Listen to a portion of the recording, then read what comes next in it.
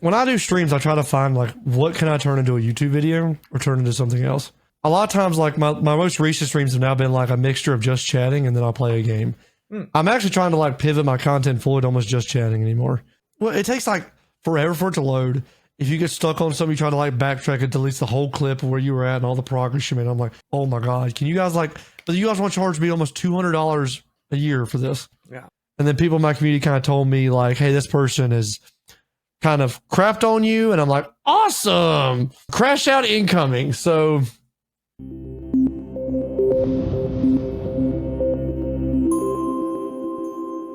hello, I'm Dustin PolyInnovator. Today, I am welcoming on the PolyTools Creator Spotlight McDougleberry, who is a streamer, content creator, and creator coach. Thank you for joining me on the show. Oh, glad to be here, man. Thanks for having me. Yeah, I've been really wanting to get more and more streamers out, and as I found you before, I was reaching out online about like I want to talk to some more Kick streamers, people who focus on Kick mainly, and you were reaching out to me after that. And you're like, hey, I focus on Kick, let's talk. And so yeah, here we are. Yeah. Like I said, I saw your Reddit post and like no one was responding. So I'm like, you know what? I mean, because I recently made the transition maybe like 2 or 3 weeks ago. So I thought, you know what? I'll throw my name in that. Yeah. Well, it's funny because sometimes Reddit posts do really well, sometimes they don't. And just a little tangent there, I can't fathom the reason why people would downvote posts that are literally just like prompting a discussion. Like I'm not promoting my stuff or something like that. I just wanted to see like, let's discuss about multi-streaming. Let's discuss about being multidisciplinary or whatever. And people downvote it. They're like, oh, we don't want to see this. Like, bro, just ignore it. Well, I told you, like, there's some subreddits, like, I've been, like, where I'll share my clips, like, I think will be funny, like, because one of my things I do to, like, advertise my stream is if I'm playing a game that, like, there's a, like, niche around, I'll post clips in there, like, hoping to promote myself a little bit, but also kind of build a brand around, like, maybe a hardcore fan base. And, like, I've had some subreddits that are really chill, like, really, like, very supportive, very loving, and want to check you out. Then I've had some that are, like, the most angriest people I've ever seen on the internet, like they're just ready to like rage out on their keyboards for like 30 minutes and your clip is all they need. Well, and there's some subreddits where you can have really great discussions, but then you get a lot of people who just like want to tear you down too. Like the streaming subreddit, I think is one I'm thinking of. And it's just like the r/streaming. Some people really go on there for questions answering. And it's just, it's crazy to me if people could be so like dichotomy of it. I mean, well, people just live in their own little bubbles sometimes. I think the internet's made people not realize there's actually people behind the screen that you're messaging, and they feel like they're speaking into a void, and it doesn't affect anybody but themselves. That's typically what I've learned. Well, and funnily, that's kind of the motivation behind why I make this show, because I really want to talk to creators like yourself and highlight your journey as a creator and like highlight the fact that you've put in so much effort. That's why I like doing this. I like sharing that excitement with you on the call. And that's why I said, like, I'm all like podcasts. I say is like a good thing. Like, honestly, like I like these kinds of like environments because like you can kind of like just strip away like all the brain rot and like the high energy you have to do on camera, and you just kind of be yourself a little bit. Exactly. So the first question here, I think is probably the best to start off with. What got you started as a content creator? I mean, honestly, like I remember there were streamers I watched when I was a kid. Like you had like your PewDiePies, your Markipliers, Jacksepticeyes. And like I always wanted to make content. So like around like 2020, 2021 during getting out of COVID, I finally decided to just like start doing it. So I bought a webcam. I bought like a cheap mic. I bought one of those like Audio-Technica microphone bundles and stuff. And I always had like a high-end PC. Like I've always had like a pretty like solid build. Because my first PC build I got a pre-built that like cooked itself playing Assassin's Creed Odyssey. Yeah, that's a hot game. It had 1070 that like blew all the hot air inside the case, so like it just fried my CPU entirely because the cooler died. So it was great. So I just started building my own computers. And I always had a high-end rig, so I was like, I mean, I'm not really using it for anything besides just playing a game. So like, why not just be a content creator, make some content? So I like did a lot of research and tried to figure out the platform I want to do. And the three at the time that were big when I was starting was YouTube, Twitch, and Facebook. And Mixer was like kind of on its last leg. So like I wasn't going to do that. I wasn't going to like be on a dead horse. So like I tried Facebook because like it seemed like the most niche and like off the wall one to do. And in hindsight being 2020, it was probably not the move, but because there's a lot of issues with Facebook gaming in general. Yeah. There still is. I remember it being a point though where they were pushing video pretty hard because as a podcaster, around the same time you were doing that, I find that like I was posting to both Facebook and YouTube, and it did feel like it was actually kind of a good idea at the time. And I get that in retrospect, we kind of thought like, oh, I should just focus on YouTube and call it a day, or Kick, or not Kick wasn't around, but Twitch or something like that. The problem that Facebook had when I started on Facebook was like what enticed me was they give you 100% of your revenue. They were very creator focused. The problem was like shortly after I started on there, like within like the first year of me being on the platform, I got like 10K followers, which was pretty good. Yeah. I mean, I ran like designated ads and stuff like that to like promote my stuff. And I was getting like 30 to 50 viewers on Facebook Gaming, which is pretty solid. But the problem was when I actually tried to like get partner on the platform and get like subscriptions, they were a big L. All the way around. Their support team is absolute, and pardon my French, ass. Just straight up Facebook fix your support team. Because when I would get the sub button and then they would take it away. Then I get it, they take it away.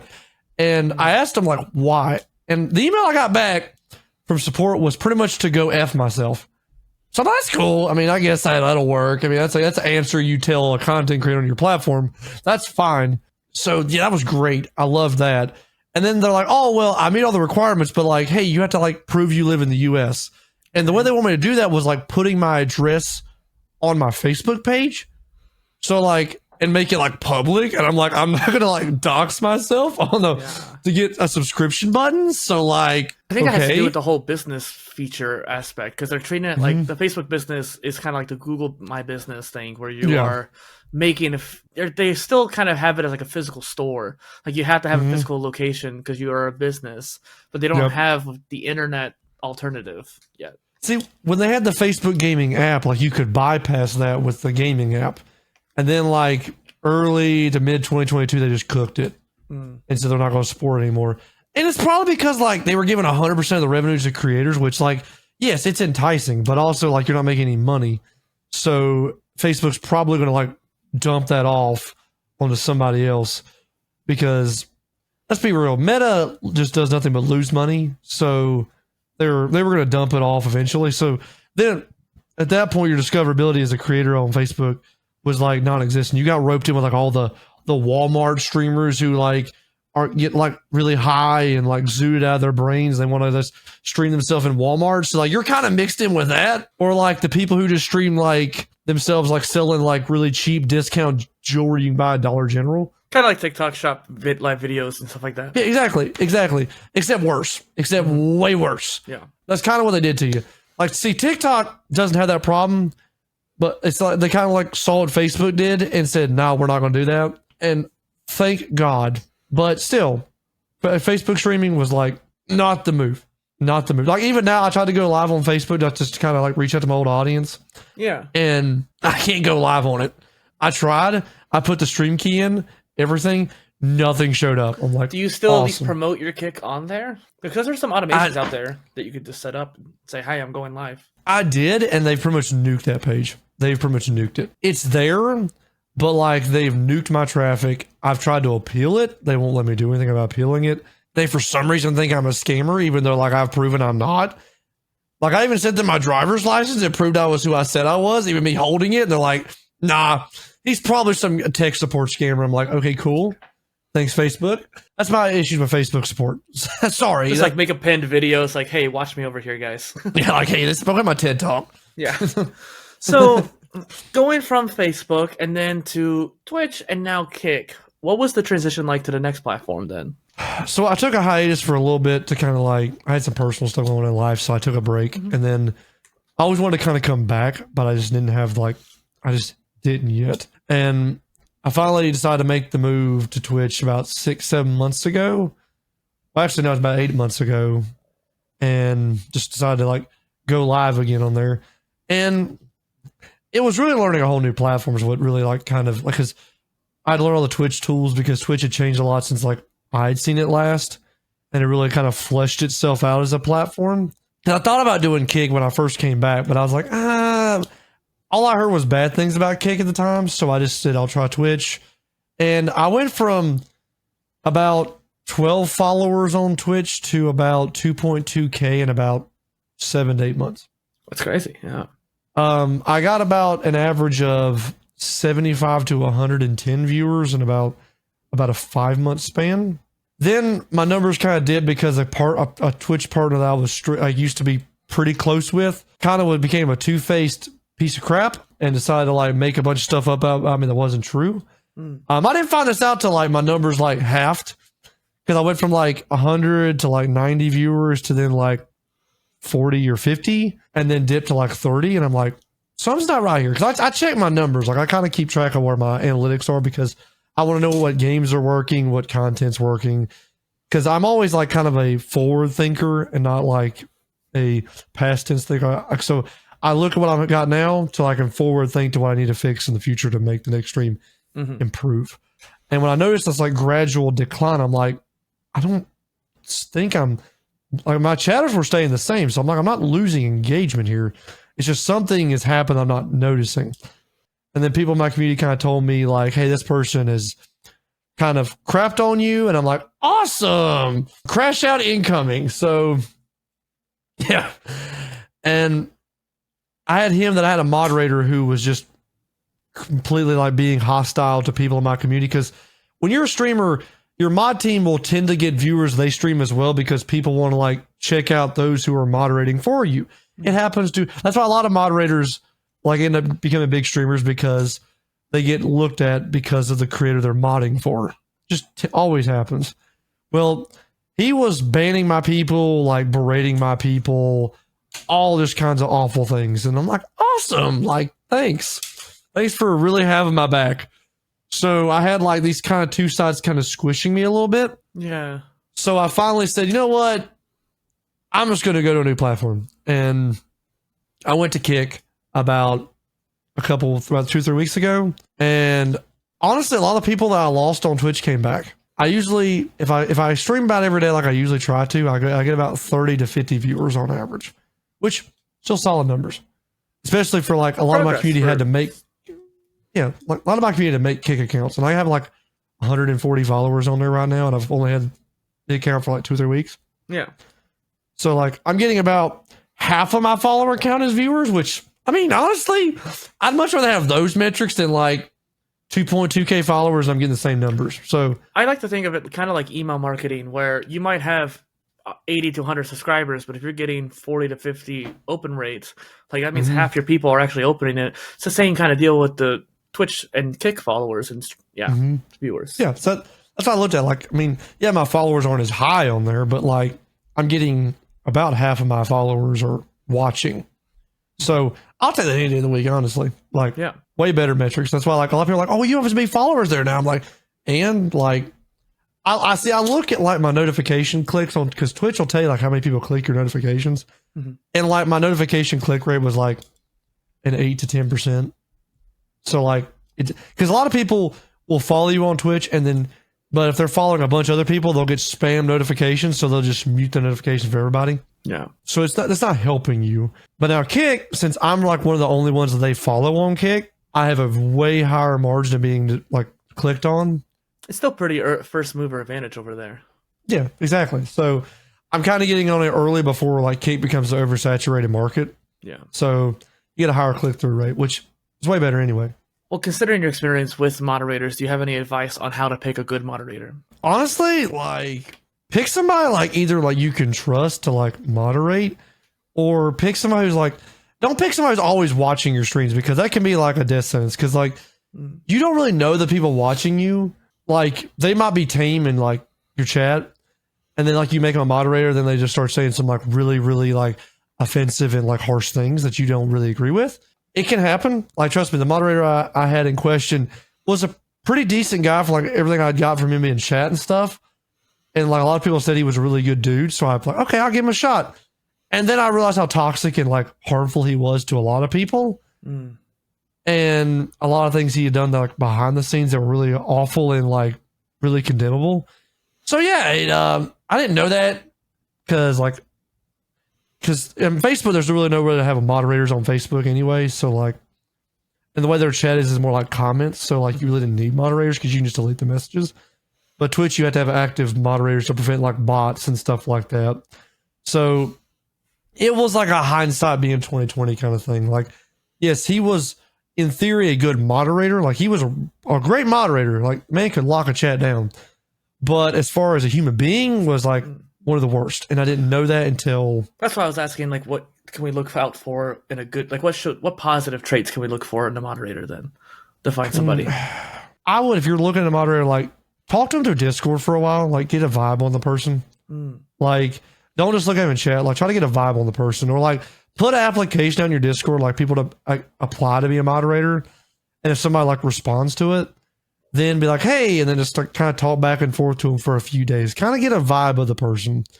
Like don't like, you don't have to know everything about them, like their full name and stuff like that, but just kind of get like an idea of who they are as a person.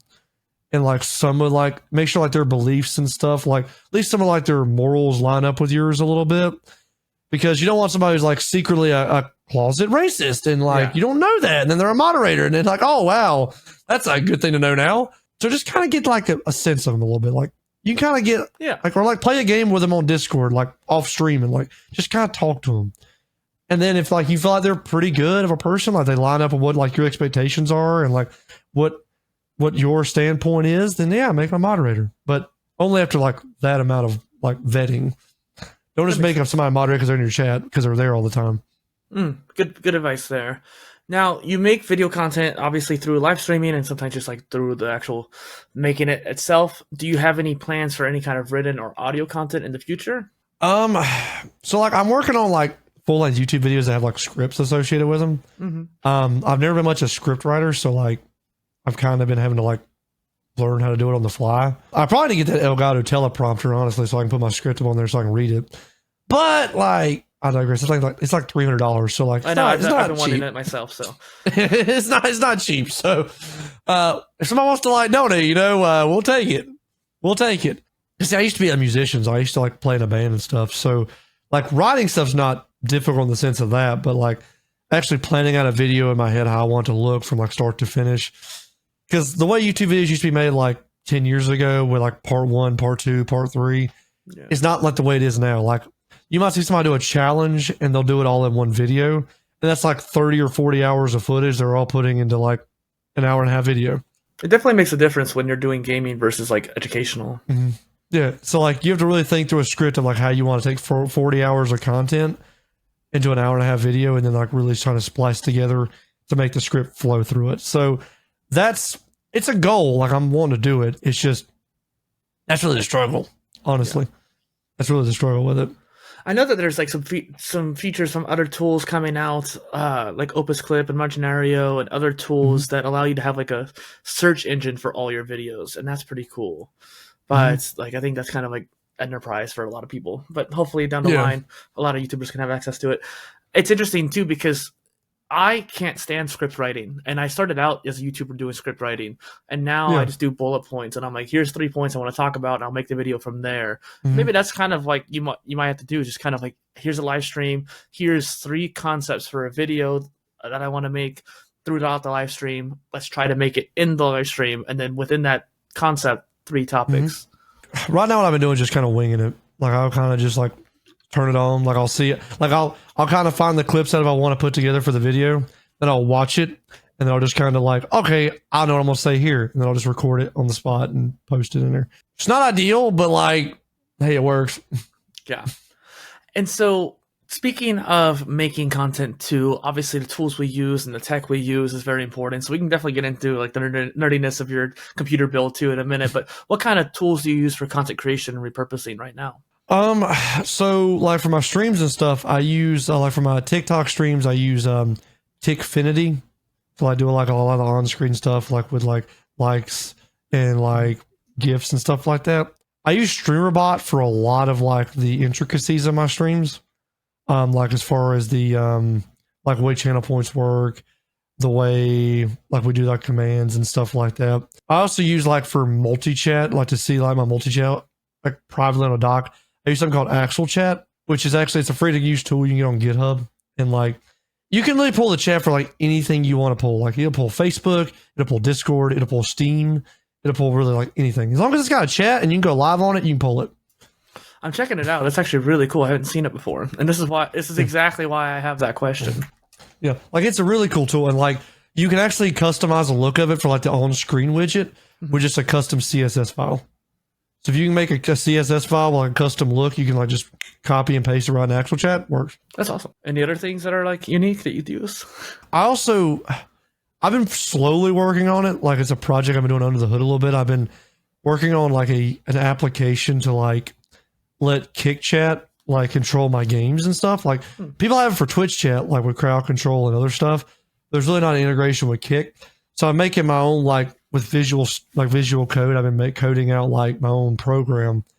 So far it like gets you do dark and light mode, and you can like do like keyboard commands, but it like the Kick API is so like new. It somewhat connects, it somewhat doesn't connect. But like I got like the thing to pull up, like it's there, like you can look at it. It just doesn't do anything. That's cool though. You're paving the way. Yeah, like I'm trying to like slowly open the door there, like cause I code on the side when I'm not streaming. I'll code programs and stuff. They're not very good, but like I mean, I'm working on it. Yeah, hobby. I'm working on it. My streams itself, like what I'll do is I'll go to YouTube and I'll find like shorts that have green screens. And I think they're funny, and I'll download them, remove the green screen, and then put them on my actual channel point redemptions. That's to pull up. Yeah, makes it unique.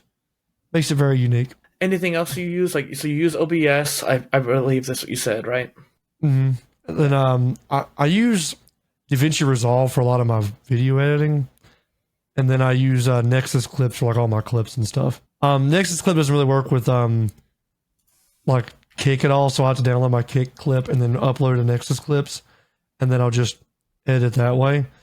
Their video editor is very like bare bones. Yeah, I know people tell me that Clips is pretty good, but I used it. It's a scam. It's absolutely a scam. Yeah. I forgot. It's like $150. Yeah, Clips is crap. I used it like one time. Clips their interface is utter garbage. It actually has a pretty decent AI. Like it came up with memes and like captions and even like little emojis and stuff like that. It actually did really well. It took like 30 minutes for one 30-second clip, and the interface was terrible too just to get to it. Well, it takes like forever for it to load. If you get stuck on something, you try to like backtrack, it deletes the whole clip of where you were at and all the progress you made. I'm like, oh my God, can you guys want to charge me almost $200 a year for this? Yeah. Like, that's a Streamlabs subscription. Like, you want to charge me that for like this like bare bones interface that like doesn't work half the time just because it could put a meme in. Bro, I can just go on DaVinci Resolve and do that myself. It's fine. I'll just manual, but like, you know what? At this point, it's free. Sometimes I use DaVinci Resolve for that purpose too, because I don't trust CapCut anymore, and I don't really want to mess with Instagram edits yet. I will plug in Opus Clip though, like I mentioned them earlier. They're the tool that I use, and they're getting better and better with gaming. I would say I think they're still kind of on the edge with gaming, which as a partner I probably shouldn't say because I should be like touting them to the storm. But I think that like I put a lot of my gaming videos in there, and if there was a lot of talking, I use State of Decay for example, which is a fun zombie game. Tons of talking in game, tons of talking from me because I'm squealing that there's a zombie about to kill me, and so it found clips pretty well. But for a lot of shooters, it's getting better at. I actually wouldn't mind throwing one of your streams in and seeing how it does too. Actually, if you want to pick one for me after this call, and we'll figure it out. Okay. Like I said, I've thought about using Opus Clips, but like the price tag was what kind of was like I don't know if I want to pay for it yet, and like. And plus, like if it's not, and like you have to pay so much for so many clips you can get per like month. I'm like. I don't know. Like, if they had like a flat rate that you could pay and like it would just let you use unlimited, it would probably be more appealing for a lot of content creators.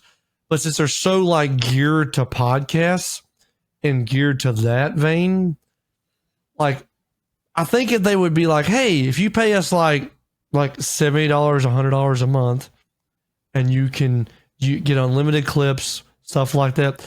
It might be more enticing but the way their current model is where it's like, hey, pay us like $80 and you can get like 100 clips.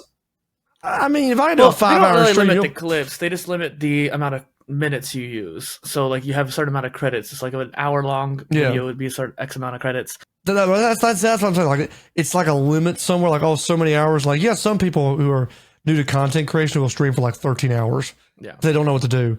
And then, like, they burn all their credits up because they don't know any better. So they don't really get to use the tool because they've already burned it all up on one stream. So, like, if Opus would be, like I said, like so many clips or so many minutes, if they were like, hey, you can just pay us for a flat fee and have unlimited, they might get more traffic. Yeah. Truthfully. Well, I will say they are the biggest repurposing tool on the market, user base wise. And not to talk their horn up too much, but I will say I think that they're more focused, probably more on like newscasting and then even like sports. Yeah. Over the years, because like podcasting is how they started, but I think like the newscasting is where they spent a lot of focus on, and now they're doing more Twitch streaming. I think that's also the issue where it's like you can't necessarily do unlimited because it costs so much to run the videos. I don't know. That's kind of where I'm thinking that there's that line where it's like if you do unlimited, then it can burn through the process, like the actual GPU processing costs and stuff like that. Yeah. That's what I'm saying. Like they got to find like that nice balance there, because like the other two people who are in their market are like Clips and Nexus. Like, yeah, they're not as good as Opus is. But if you can just pay $100 flat fee and use it a limited amount of times, like there's no value that Opus is throwing at you. They're like, oh, like, hey, we're the best. Like, that's cool, but like that's like Twitch. Twitch, like, we're the best streaming platform. We have all the integration and tools and stuff. But like, that's cool and all. Yeah, but like, what are you doing for me? That's all people. That's all streamers care about. Is like, hey, what are you doing to help my brand? Yeah, and because if you're a small time streamer, like you're thinking like on a budget sense of like how you can like spend the least amount of money as possible to like excel your brand. And if Opus is like, hey, my brother, you're going to pay us like $300 for all these minutes of clips you want to do, they're like, how about no? I definitely had that issue too. I mean, I don't want to talk too much on Opus right now, but I'm curious about the pricing real quick before we move on, because it's a good discussion to talk about, because if there's a tool that you like as a content creator and you want to use it, then because I know they have a limited time annual plan, 50% off. So if you play for annual, you get it's only $15 a month, $14.50, and instead of $30, but it's 3,600 credits, which I would. One credit is 1 minute of video processing, so that's 3,600 minutes, which you burn through with the Twitch streams. Yeah, in like a few months you'll burn through that, and then they're like, "Hey, you want to reload your minutes?" Like that's what I'm saying. Like it's kind of like the old cell phones back in the day when you had like pay for your minutes and stuff. Like that's kind of what they're in the same vein as. Yeah. Like in theory, it's great. Like oh, you get 3,600 minutes. Like, but then the same token. You look at it from like a long-term span of like how much you're actually using it, then you're like, well, that's actually not that big of a, that's actually not a lot of minutes because I'm going to burn through that real fast.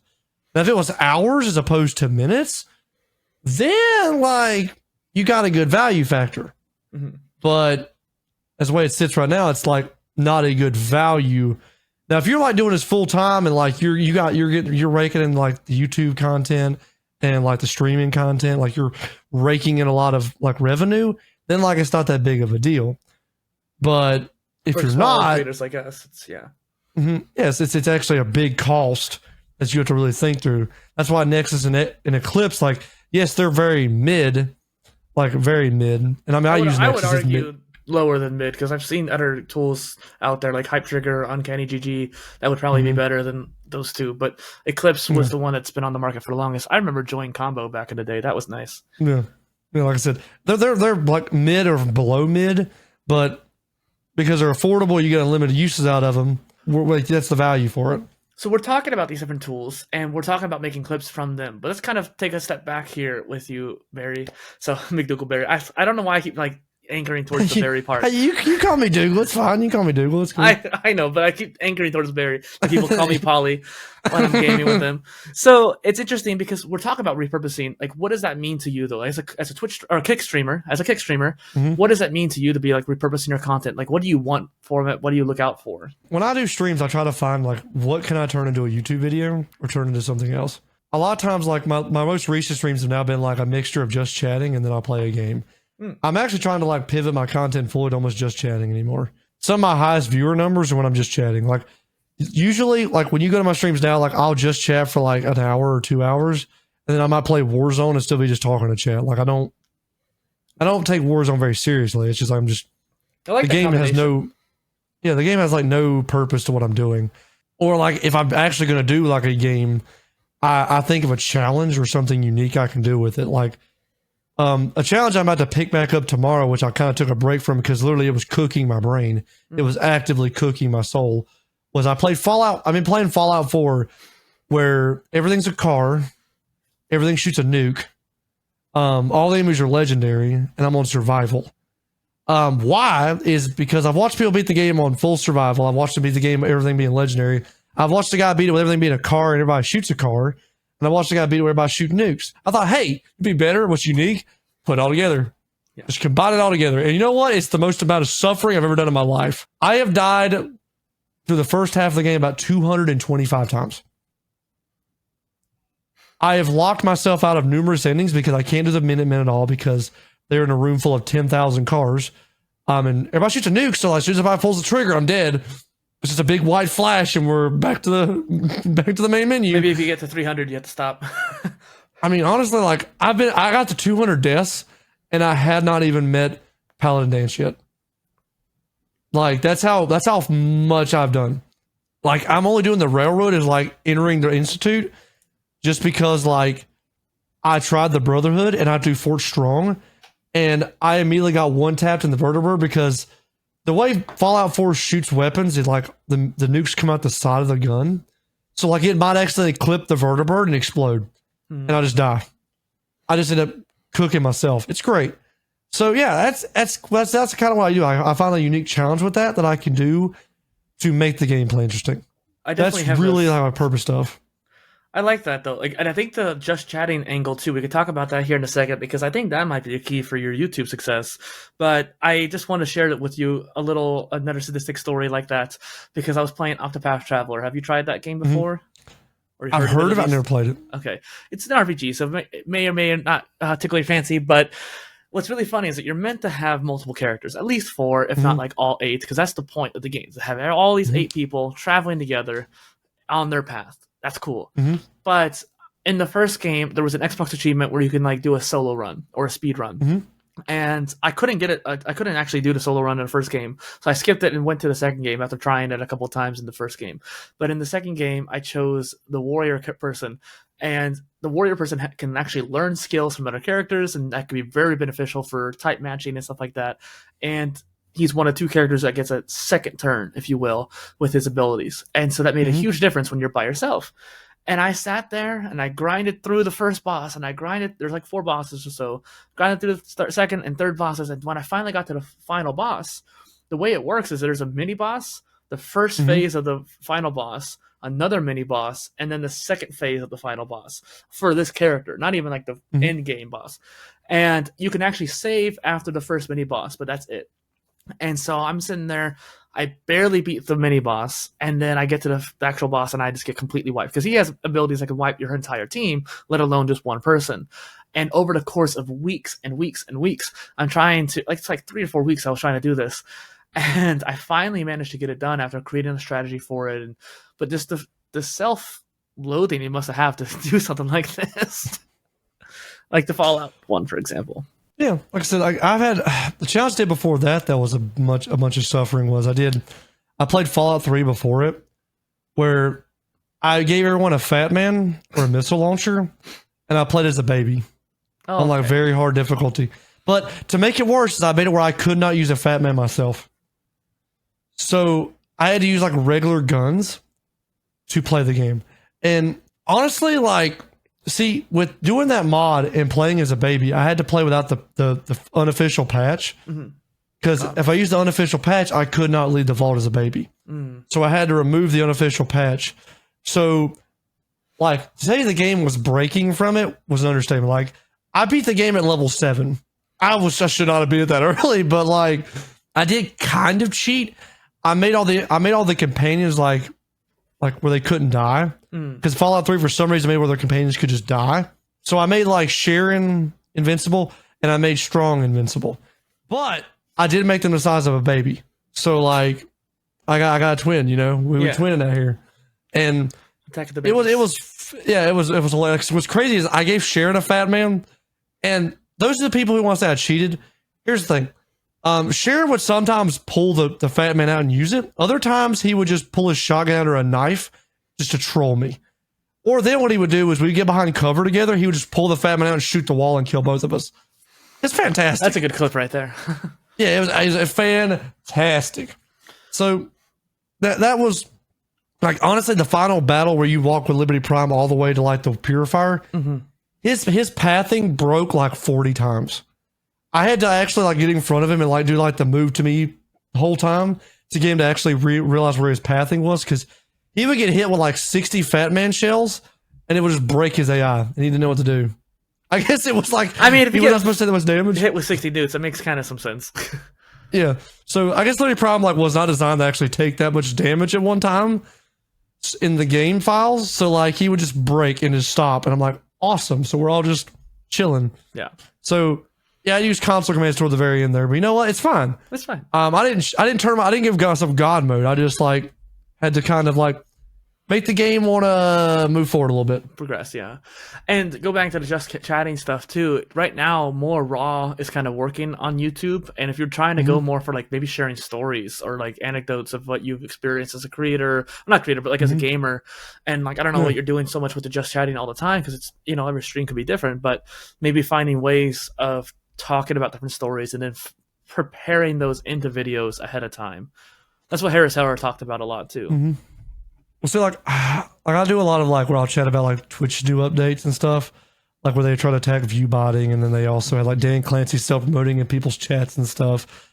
Or like I'm gonna do a just chatting segment here in a couple days where the Food Network had a show called Unwrapped where they like showed you how stuff was made, and it's straight like brain rot. It's like typical ad stuff for the Food Network, but like honestly, like it's kind of funny.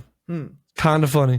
Like they had one where they'd talk about the microwave, and I watched it, and they had a microwave historian. I'm like, there is no shot there is somebody with a job called microwave historian.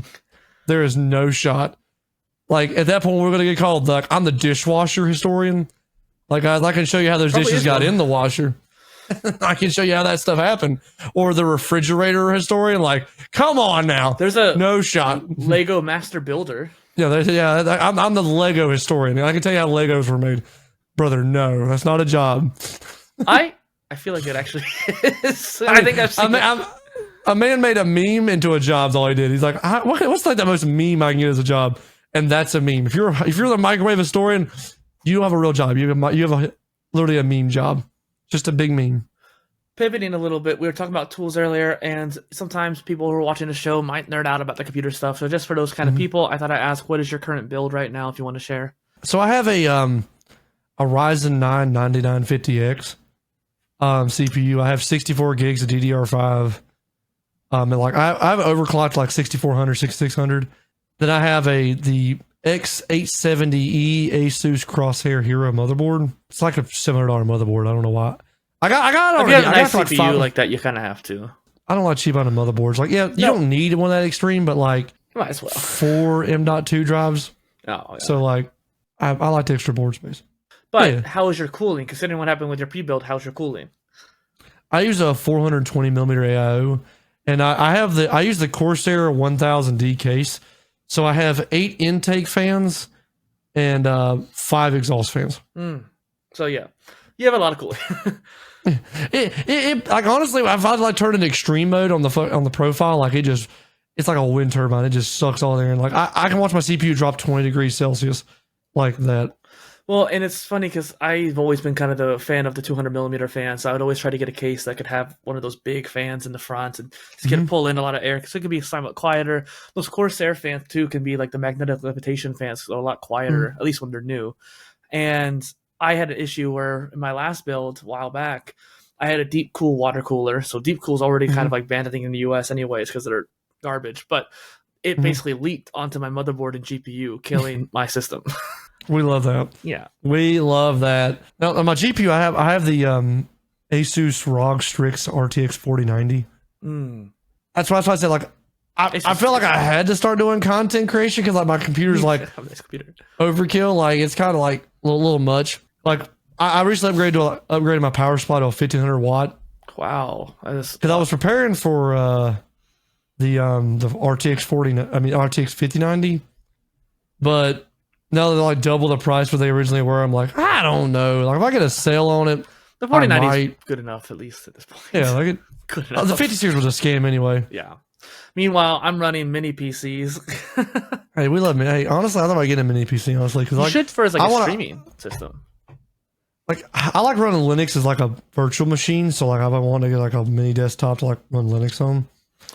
Main thing I do. There's a few good brands out there. Minusform can be hit or miss when it comes to it. I actually bought my mini PC, ironically, was overheating a little bit, so the fans were going a little too loud. So I had to send it back to the manufacturer. But it was also an Indiegogo campaign, so it was a first generation product. So I got it for like $400 off compared to what an equivalent device would cost, which is what I needed. I needed something cheaper.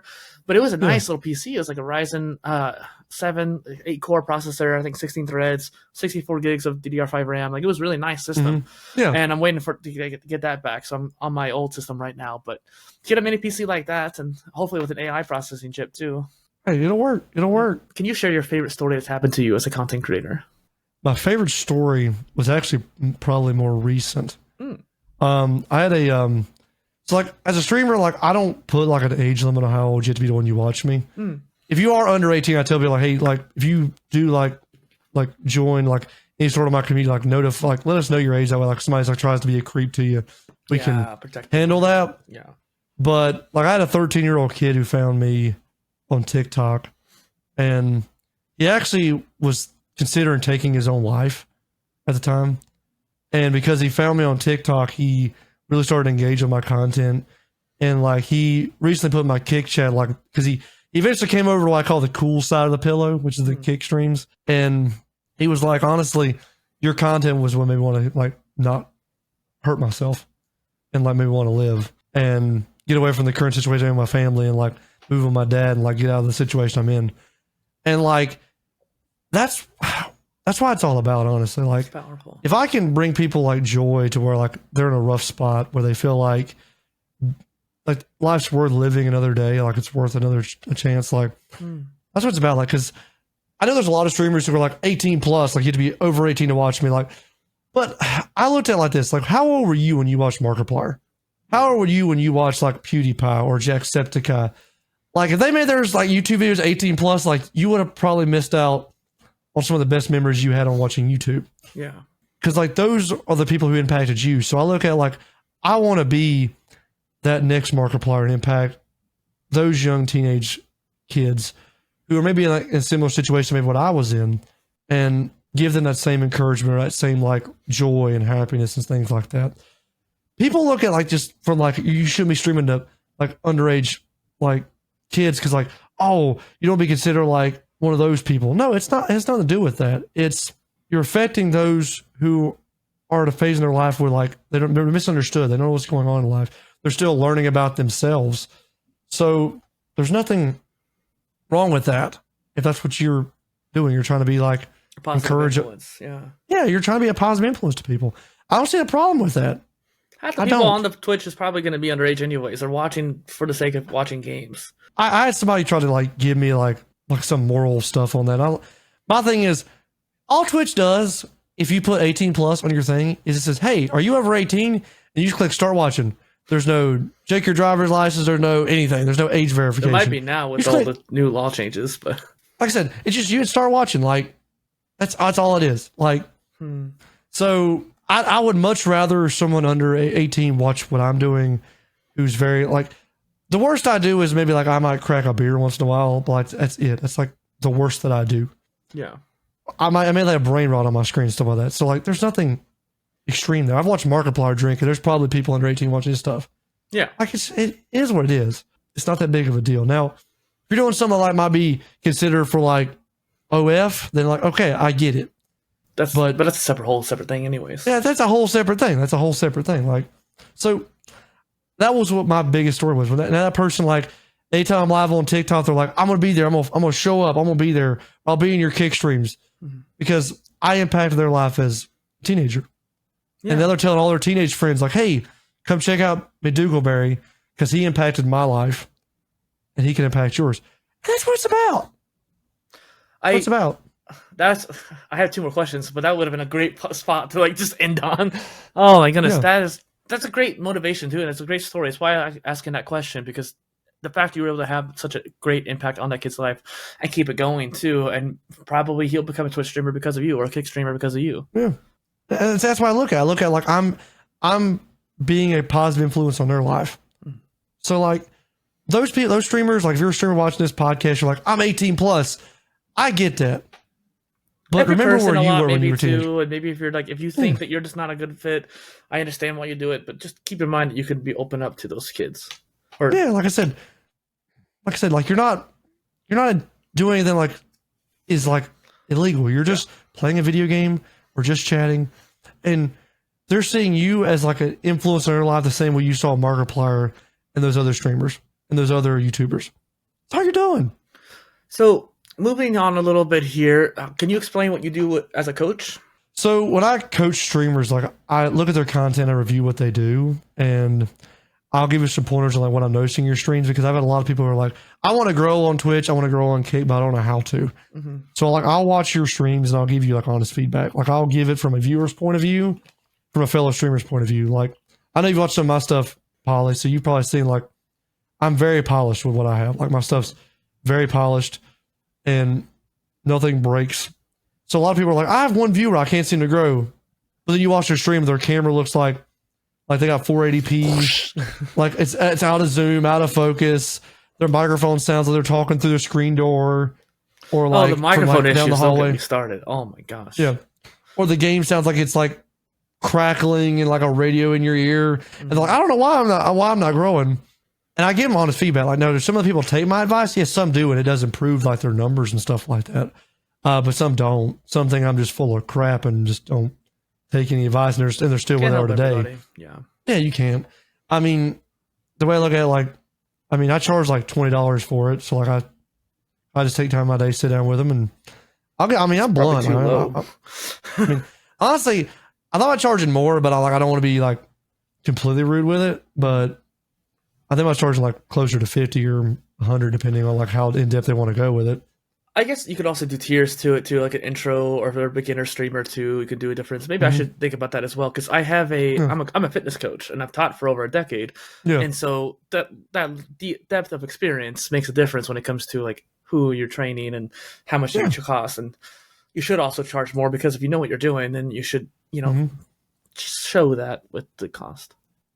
Yeah, like I said, I'm not a big streamer, but like I mean, I've proven I can build an audience. Mm-hmm. I mean, I've proven I can go from 0 to 50 in a couple weeks. But you have to be very like poignant with what you do and like very precise, and like you have to like look at everything you do as content. Like everything has to be content. You have to think of like anything you do on stream, anything you do like you have to think about what can you turn this into. If you're not thinking about that or like focused on that, and you're just going live to go live, like that's where you fucked up. There's certain things as content creators that we can think about, such as like when I'm talking to you, I'm looking at the camera, right? And that makes a difference from a YouTube perspective. And even just like the rule of thirds, so you can see how like I should be a little bit taller, but I'm just kind of sitting relaxed talking to you. Yeah. But if I'm recording, I'm very close to the top of the frame. I think of the positioning. So even like when I probably make our video later, I'm going to move you over a little bit, so that way you're like in the center of your view frame and stuff like that. And these kind of things you just learn from doing stuff. But if you had someone teaching you that makes a difference. Yeah, that's what I'm saying. Like, and that's really like I don't come in like to be brash to them, but like I mean I'll be blunt with them. There's some people that say like, man, you're really blunt with me right now. I'm like, well, yeah, if you want somebody to give you like honest advice, like a coach would give you, like I'm gonna give it to you. Mm-hmm. If you want somebody to say you're doing a great job, keep going, like you're never gonna grow as a content creator. Like seriously, yeah. Because like I always teach the pipeline method whenever I start coaching people, and it's like you make clips to go to YouTube videos to then go to your streams. You make a pipeline. Like that's how a lot of times you find content creators on YouTube or like Twitch streams. It always starts like that. Mm-hmm. You'll go through scrolling through YouTube Shorts. Yeah, exactly. You'll go through YouTube Shorts or TikTok. You'll find that person. You'll click there. Then you'll find their link. And you'll go to click their YouTube videos. You'll watch their full length videos that are tied to it. If you like their YouTube videos, you'll watch their streams. That's generally how it goes. Like you might have somebody who circumvents that and goes from clips to your streams, but it's kind of hard to turn somebody who's like watch you for 5 seconds on a clip to then want to watch a 5-hour live stream. Oh, it's just yeah, unless it's like really, really good. Like you just like made them want to do it. But typically like it starts here, goes here, and then goes here. And that's how I train everybody to do it. I like that. Some people kind of refer that as a funnel, but I think pipeline is probably a better name for it for content creators. Like the funnels are more for, for your coaching services. If you want to funnel somebody to your coaching service or funnel somebody towards your book. But that's the one reason why I also like having streamers on this call too, like the show, because you think about different things than a YouTuber would or a podcaster would. And I think that as creators, we should pull from each area. And so the way you explain it as a pipeline is a good example of that. And it's not like most of my streams now recently, like when I'm doing segments, I'm thinking about like, hey, would this make a good YouTube video? Because like I have like my main projects, like the Fallout 4 gameplay, stuff like that, like as a project. That takes a lot of time and a lot of work to put that together. But like in the short term, I look at like slot videos, like videos I can put together in like an hour or 2 hours and throw them out there. They're like 30 minutes long, 15 minutes long, but it's just good slop. It just smooths the brain a little bit and it works. And just keeps people wanting to watch for a little bit. It keeps your algorithm up in YouTube. Well, looking towards the future, like you said, do you have anything coming down the line you're looking forward to? I mean, so like I've got some projects in the works I'm looking at doing. Like I've got a GTA 5 playthrough pretty soon. I'm looking for like my own little element I can do to it. I've also got some things in the pipeline as far as like just some easy slot videos, like some React stuff I'm going to do. And the next big thing, next big project after Fallout 4 is done, which I'm hoping I can get that done like next couple weeks. Like as far as streams goes, I still got to go through all the footage. Cause that game, cause I'll sit down for 5 hours of that and then I'll die like 200 times. And I on one mission, like the first mission I did was like the Paladin dance, like go to like Art Jet. And I died like 70 times in one stream in like 4 hours. And I still didn't beat it. So like, I mean, it like in theory, I might beat it in 2 or 3 streams, but like in actuality, it might take me more. Yeah. It kind of reminds me, actually, I was playing Fallout 4 and I was playing as the Silver Shroud and I was doing the mission where you have to save the guy that gets you into the Silver Shroud. And so you're like going to this gang that have them kidnapped. And so there's a guy here that's kidnapped on his knees, handcuffed, and there's the boss who's about to shoot him, and then his little cronies. And if you go in there, you could just, talk normal and say like, hey, like try to convince them to go away or whatever, but it's not going to work. But if you stay in character as a Silver Shroud, you can convince the cronies that you are the Silver Shroud. They dip out because they're like, I ain't dealing with that. But then you can't really convince the boss to do it. And so he'll try to end up shooting the guy. And you want to try to prevent that. And so what I was trying to do was I would do, it's all RNG at this point, but I would try to convince all the cronies to leave. And then within milliseconds, essentially, I would activate VATS, disarm the bad guy, and then manually headshot the guy. And I had to just try to do that over and over again until I got it right. And I can't tell you how many times I had to reload that save and redo the whole conversation over and over again. But I saved the guy in the end, and that was fun. See, like one project I did, and I need to pick it back up because I did during a 24-hour stream. I played Dark Souls 2, which I've never played Dark Souls 2. I played 3, and I played Bloodborne. I played Elden Ring. I've never played 2. And I did it drunk. Like I got drunk. And I played Dark Souls 2. I did beat a boss.